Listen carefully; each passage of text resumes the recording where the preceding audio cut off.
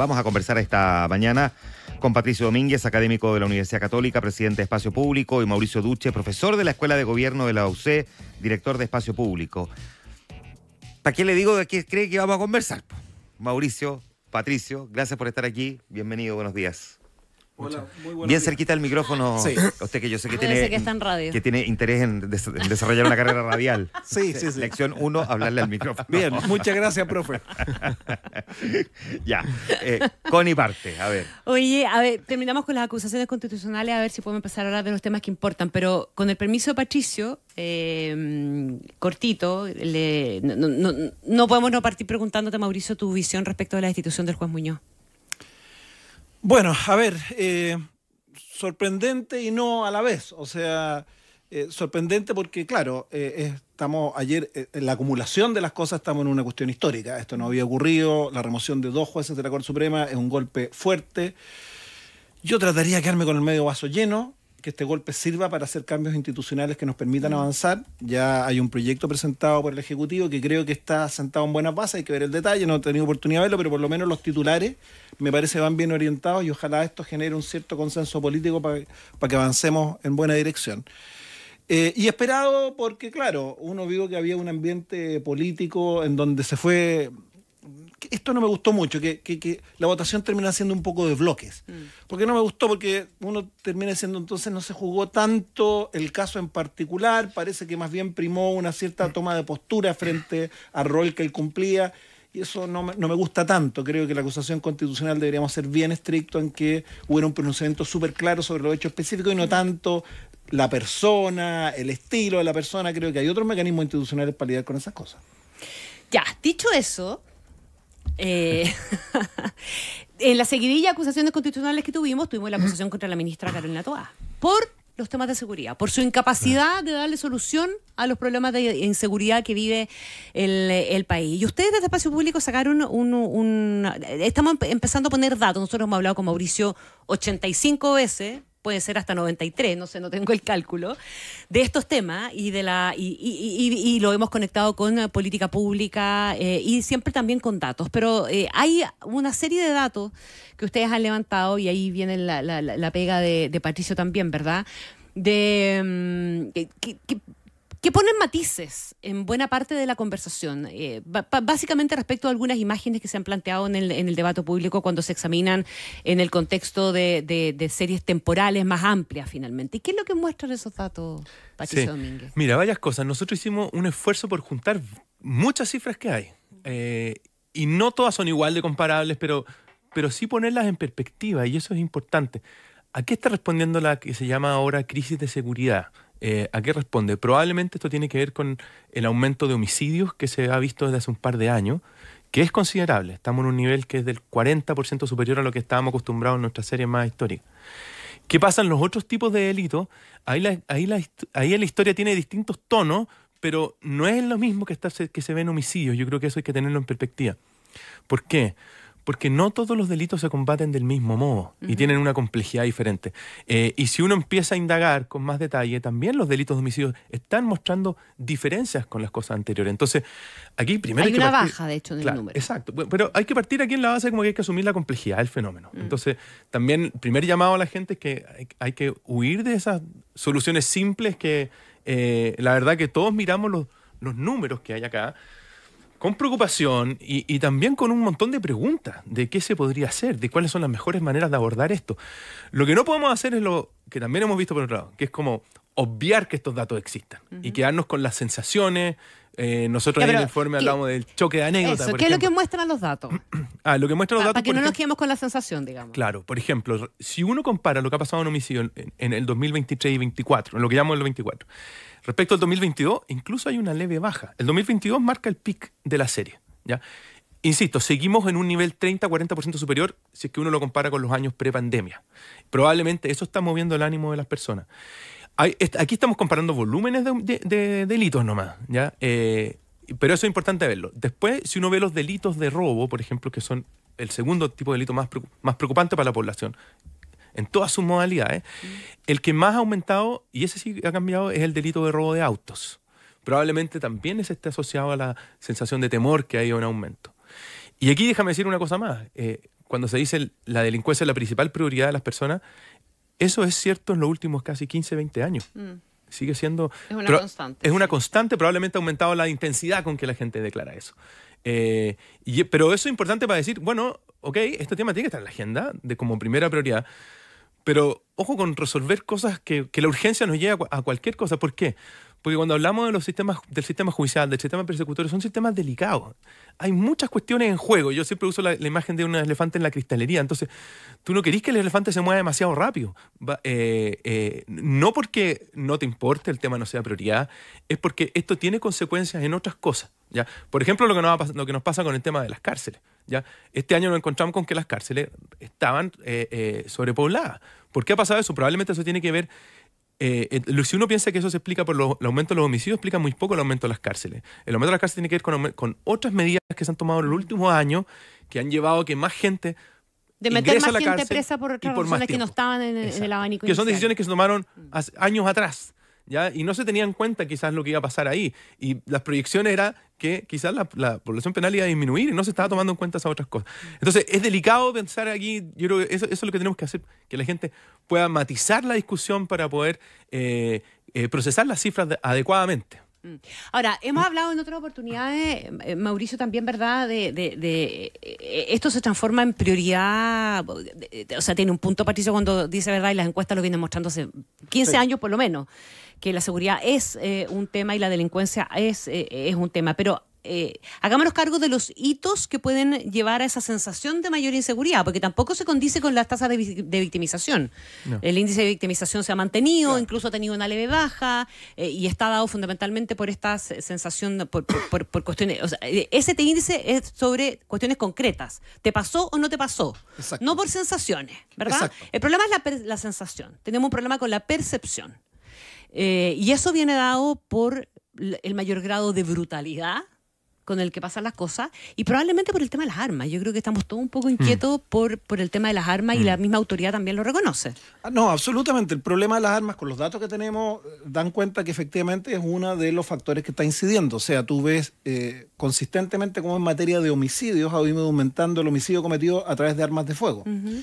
Que, ojo, no necesariamente presencia de armas es equivalente a crimen organizado, porque creo que lo que hemos hecho también en esta simplificación del debate es que todo lo llevamos al marco de crimen organizado. Hay más circulación de armas en contexto de crimen organizado y no. Y por tanto, esa debería ser una política pública prioritaria. Sabemos también, ya fuera de las cifras, ¿cierto? Ha habido informes de Contraloría recientes que dan cuenta que el sistema de control de armas en Chile es un sistema muy vulnerable y muy deficitario. Descubrimos que los certificados que se tenían que dar los daban preferentemente pocos doctores que no tenían las competencias adecuadas, que luego el seguimiento que se hace de las personas que tienen armas no se hace, ¿cierto? La fiscalización que tiene que haber, la renovación de los permisos y por tanto, incluso desde el punto de vista del propio sistema legal que controla las armas, estamos introduciendo más armas al mercado sin control. Entonces, una política pública que quiera en serio hacerse cargo de estos problemas de mayor violencia asociados a las armas debiera tener como prioridad, ¿cierto?, repensar todo nuestro sistema de control de armas, la institucionalidad que tenemos, los recursos que le destinamos, y claro, eso no tiene que ver ni con las penas, porque ya la ley de control de armas establece penas altísimas. Eso no tiene que ver con las penas, tiene que ver con el sistema de control en general y qué postura tenemos frente a esto. Y además fíjate, hay una investigación reciente súper interesante, salió la semana pasada o antes pasada, que hizo una evaluación sistemática de todos los programas de homicidio que se han implementado de intervenir y disminuir homicidio en América Latina. Y uno de los pocos que arroja resultados promisorios y exitosos es precisamente las políticas de control de armas mucho más estrictas. En cambio, por ejemplo, otras medidas, como por ejemplo la participación de militares, los programas que ha habido de participación de militares que evalúan la disminución de homicidios, incluso lo catalogan como contraproducente, o sea, no ha producido resultados, incluso se han seguido aumentando los homicidios. Entonces, hay hoy día mucho más evidencia que la que teníamos antes, y lo que es impresentable es que no la ocupemos. A nosotros nos preocupó cuando partimos haciendo este debate, que incluso hubo unos legisladores que empezaron a cuestionar la confiabilidad de datos que hoy día tenemos que nos han costado muchísimos años construir y que más o menos están validados en todas las personas que técnicamente trabajan el tema. O que se publicaran columnas por parte de otras autoridades diciendo una cosa que contradecía las cifras que había sido la semana anterior, digamos. Entonces, ese es un problema muy importante que estamos tratando de contribuir con este informe a superar por vía de poner en un formato sencillo, tratando de dar alguna explicación clara de más o menos este panorama general para que todo el que pueda leerlo y todos los medios de comunicación lo tengan a mano, etcétera, etcétera. Ahora, uno pensaría que el tema que tú acabas de plantear de las armas era como el primero que una autoridad revisaría como para empezar a tener el control. Digo, si controlo las armas o tengo una mínima noción de al menos dónde están las armas, tengo una manera más eficiente y eficaz de enfrentar la delincuencia. ¿Por qué crees que allí no se ha puesto ese énfasis? Que además es una cuestión que sabemos viene haciendo agua hace mucho rato, ¿no? Probablemente porque institucionalmente es más complejo. O sea, tú le tenés que meter mano a instituciones que actualmente tienen responsabilidad sobre esto, la Dirección General de Movilización, ¿cierto? Y por otra parte, por lo mismo, porque políticamente es más sensible. Entonces, si tú tienes un camino más difícil, más duro y que produce efecto a más largo plazo, hay muchos, lamentablemente, malos incentivos para tomar los caminos cortos, que son, dictemos la ley que sube las penas o salgamos con una declaración estridente de que los migrantes o que esto, qué sé yo, cuando tienes cosas que son las que deberíamos estar invirtiendo en temas de fortalecimiento de nuestra capacidad institucional, más allá, por así decirlo, de lo tradicional. Aduanas, puertos. Ya, que ese otro punto del que vamos a preguntarte al tiro. ¿Tienes algún punto respecto de este tema? Que uno de verdad dice, yo sé que es complejo y cada vez es más complejo por la porosidad de nuestra frontera y cómo ingresan estas armas, pero que al menos ahí uno fortaleciera precisamente el tratar de tener al menos un mínimo control o noción de las armas que hay en nuestro país. Absolutamente. Yo creo que esa es una cuestión central, sobre todo que si es que esta agenda, digamos, de preocupación del crimen puede incitar incluso a la gente a adquirirla. Yo creo que ese es el peor de los mundos, cuando la gente cree que tiene que tomar solución, digamos, esta es una labor fundamental del Estado. Siempre se dice, es la labor primaria del Estado, darle seguridad a la gente. Entonces, si nos empezamos a mover en la otra dirección es complicado, yo creo. En eso tenemos que tener una política estricta del uso de armas. Yo creo que no hay, la experiencia comparada no muestra ningún tipo de, al menos la que yo he visto, de beneficio. ¿Y los datos respecto de las armas qué muestran? En el caso de los homicidios, nosotros encontramos que, como decía Mauricio, que hay más uso de armas de fuego en el homicidio, ¿ya? Y eso hay que mirarlo con preocupación. Y déjame decir una cuestión sobre los datos también, porque frente a esta crítica del uso de los datos, en Chile tenemos muy buenos datos. Sí, ¿comparado con qué? Está la parte del vaso medio lleno. Comparado con el resto de América Latina, tenemos una serie como la encuesta de victimización que no tienen los otros países, con ese nivel de extensión y comparabilidad temporal. Los datos que tenemos de los distintos organismos del Estado están disponibles con bastante prontitud, si eso lo comparamos con lo otro. ¿Qué pasa? Estamos frente a un fenómeno que al parecer se está tornando más complejo. Y aquí necesitamos redoblar los esfuerzos también. Y necesitamos tener información más detallada para después poder tenerla comparada, digamos, con este tipo de fenómeno ya cuando hacemos la segunda o tercera derivada del fenómeno, ya en qué tipo de circunstancias ocurrió el delito, cuáles eran las características asociadas al fenómeno y entenderlo bien para que no todo sea calificado de crimen organizado porque tienen tipología y maneras de cubrirlas distintas. Yo creo que esas dos cuestiones tenemos que tenerlas claras. O sea, acá hay una agenda de largo plazo también. Este es un fenómeno, el delito es un fenómeno dinámico y tenemos que hacernos cargo de que puede estar cambiando. Y como tal, nosotros no nos podemos quedar estáticos con las herramientas con que lo miramos. O sea, está pasando hoy día que el delito está cambiando, porque habíamos visto una disminución de los robos cajero automático y hemos visto ahora en el último mes un incremento en el robo cajero automático. Pensamos que ese era un tema que habíamos logrado dejar atrás, obligando a empotrar los cajeros automáticos, pero como dice el refrán, echa la ley, echa la trampa, ya encontraron una manera de poder, digamos, saturarlo con gas y tratar de ya ser cajero. Probablemente con el paso del tiempo se fueron relajando los controles, que en algún momento se llegó a un acuerdo que eran los controles que había que tener o las medidas preventivas. Entonces, esta cuestión es súper dinámica. Lo mismo pasa, por ejemplo, con el tema de los robos. O sea, hoy día, como decía Pato, lo que demuestra la cifra es que los robos de vehículos, de y desde vehículos, se han disparado, pero ojo, otros robos que generan mucha preocupación, como los robos en domicilio y los robos con violencia, los robos por sorpresa, el lanzazo clásico, se han desplomado en una proporción equivalente, por así decirlo. Y ahora vamos a empezar a meter los turbazos en las casas. Claro, entonces va cambiando mucho y por eso mismo tener esa capacidad de... Aquí hay que trabajar con bisturí, no con machete. Ahora, uno tiene la sensación de que en términos de manejo de datos de la autoridad, normalmente se genera confusión. O sea, nosotros que somos periodistas y andamos buscando datos permanentemente, tú tienes que Carabinero entrega un dato, el gobierno entrega otro, Prevención del Delito tiene el suyo, Investigaciones tiene otro, la Fiscalía mete otro.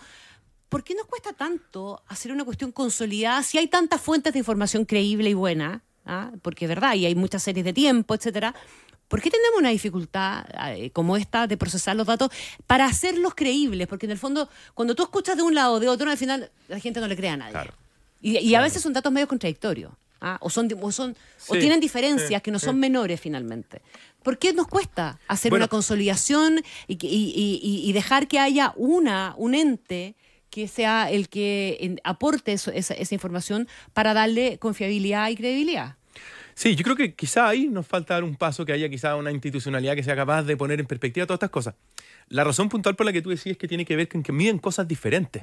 La Fiscalía mide las denuncias y los delitos que está investigando, probablemente tiene que ver con eso. Carabineros miden con los casos, de hecho se llaman casos policiales que son enterados Sí, o claro. conocidos por la policía. Pero tú te das cuenta que la gente no entiende necesariamente No, esas diferencias, porque no. cuando las presentan, no las presentan marcando Sí. estrictamente No, la y hay diferencia. otras cosas, por ejemplo, cuando vemos delitos, probablemente con los homicidios pasa menos, pero los delitos comunes dependen de que estén reportados. Claro. Si esa es la cuestión fundamental. Entonces, si las personas, por ejemplo, en lugares donde la confianza en la policía se desploma, cambia la tasa de reporte y eso te hace muy difícil comparar incluso la misma serie temporal respecto del mismo lugar. Ahora, déjame tomar la nota positiva. Es que esto es lo que se ha estado tratando de hacer en materia de homicidios. Desde el año 2022 tenemos un informe consolidado de homicidio que lo que hizo fue tomar todas estas fuentes, las del Ministerio Público, las de la Policía, Servicio Médico Legal, Gendarmería, y consolidar, y hoy día ese es un número bastante robusto, yo diría. Claramente lo mejor que tenemos hace ya 2 años y medio una serie que incluso se proyecta un poquitito hacia atrás. Y segunda cuestión, donde yo veo donde veo uno de los problemas. Yo creo que aquí, a propósito de que estuvo de moda hace algún tiempo, aquí sí que hay mucho cherry picking. Claro. Y hay mucho cherry picking en lo que yo llamo el conteo macabro. Y esto es una cuestión que me tiene preocupada. En homicidio tenemos un dato uniforme, bien actualizado, súper robusto, y estamos prefiriendo en el debate público lo que yo llamo el conteo macabro, que es, oye, es que ayer pasaron 2 homicidios, el fin de semana 8 o 12. Es que tú no puedes entender un fenómeno mirando espacios temporales tan acotados, porque eso es cherry picking, porque tal vez hoy hubo 4, pero mañana 0. Así se comporta. Si Juan Manuel tiene 6 autos y yo no tengo ninguno, no es que cada uno tenga 3, digamos. Claro. Tenemos que, el promedio, para que tenga algún valor, lo tenemos que sacar entre muchas personas. Lo mismo acá. Entonces, el problema que tienen las estadísticas, por supuesto. Pero claro, es un límite. Pero como te diría yo, estamos prefiriendo en el debate público, y esto me sorprende, el enganche que tienen los medios, digamos, este hecho de que estemos en este conteo, se instaló esta forma de debatir la seguridad. ¿Cómo debiese ser el debate correcto? A ver. Mirando las cifras con... Pregunto para los dos, ¿cómo debiese ser el debate correcto? A ver. Mirando estas cifras con un espacio temporal y tomando las bases de datos que tenemos más consolidadas. O sea, hoy día sabemos que tenemos una página web, que es los informes de homicidio, donde están los reportes anuales, donde hay reportes preliminares mensuales. Hasta hace poco teníamos agosto, o sea, una fotografía bastante cercana. Pero claro, aquí lo que pasa es que hay incentivos que tienen que ver con la politización que tiene en algún sentido este tema, ¿cierto? Hay un problema estructural y la polarización que hay en el debate público prácticamente en todos los temas. Entonces, claro, tú vas a recurrir a las cifras de Stop, que es una cifra súper poco validada en este tema, y les pone de la semana tanto o del fin de semana tanto comparado. Bueno, pero es que eso no sirve, eso no tiene ningún Y como en varias cuestiones, tú tenés que tener la perspectiva de la agenda de corto plazo y la agenda de largo plazo. Y la que se ve siempre dañada es la agenda de largo plazo, porque que son las cosas más difíciles de implementar, cuyos resultados no los van a ver las autoridades de turno, no les van a dar crédito por ello. El ideal es que uno tenga un balance entre las dos cosas, ¿ya? Que la agenda de corto plazo también, obviamente la atención de la gente está focalizada en algunos temas, yo entiendo eso, y eso uno podría aprovechar la contingencia, pero también para aprovechar de meter los temas de largo plazo. ¿Ya? Y ahí hay muchos temas que son distintos, que es difícil no los vaya a cubrir en 2 semanas, porque cambió la noticia de frente y no alcanzaste a hacer nada. Ahora, lo que uno esperaría es que los que tienen que tomar decisiones no estén reaccionando a las noticias, sino que estén reaccionando, digamos, a la problemática. Al fenómeno, tratar de entender el fenómeno en su complejidad. ¿Cuáles son esos temas de largo plazo que, dices tú, deberían estar siendo abordados más allá de que sea o no la contingencia del momento? Yo creo que ciertamente lo del crimen organizado es una cuestión de primer orden, porque no es un fenómeno que está ocurriendo en Chile, está ocurriendo en otros países también. Hay indicios de que esta cuestión se ha aumentado. Entonces, ¿cómo está afectando eso a Chile? ¿Cuánto tiene que ver en Chile respecto, por ejemplo, si es que Chile es un país que está enviando droga a Europa, a otros países, están usando los puertos chilenos para eso? Por ejemplo, es una discusión delicada. Y no es tan fácil, digamos, cómo abordarla, y en esa cuestión deberíamos meternos con una perspectiva de largo plazo, no con hacer, no sé, una decisión... Dame un segundo, estamos conversando con Patricio Domínguez y con Mauricio Duche esta mañana aquí en Ahora es Cuando. Sí, déjame enterarte, que están menos presentes en el debate público estas cosas de fondo. Todo lo que es fortalecimiento institucional no tradicional. O sea, creo que tenemos un cierto debate sobre fortalecer al Ministerio Público, las policías, eso está siempre está, le vamos a poner más plata, qué sé yo. Pero esto no nos basta. O sea, lo que conversamos, todo el sistema de control de armas, todo el sistema de control aduanero, todo el sistema de control portuario. O sea, hay un tipo de fortalecimiento institucional que tiene que ver con mejorar nuestra capacidad de prevenir, de detectar, ¿cierto? Que no es, por así decirlo, la respuesta punitiva ex post, ¿cierto? Y eso avanza mucho más lento. Y todo otro que tiene que ver, y en parte también Gendarmería tiene que ver con eso, y todo también lo que tiene que ver con prevención temprana. O sea, aquí las soluciones más fuertes, donde la evidencia es más promisoria, tiene que ver con prevención temprana en jóvenes.